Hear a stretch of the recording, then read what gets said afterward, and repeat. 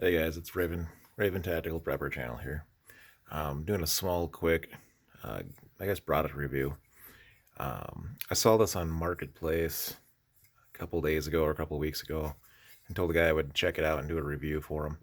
What it is, it's a magpul, I guess mag holder for you. As you can see, it holds the magpul ones pretty nice, and you position them upside down.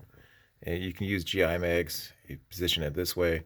These are like the Fox hex mags, and they also work as well, but they're a little bit thicker at the base, so you won't be able to get a full one across. But it does fit 1, 2, 3, 4, 5 magpul mags if you just use that. It holds the 40s, works really well. What you get is this, and the guy makes it out of a 3D printer. Um, it has 3 holes for mounting. I just used small 1-inch deck screws, pre-drilled it out, and mounted it good, nicely and well. Once it's mounted to the wall, it firms up the whole, like gives it some rigidity.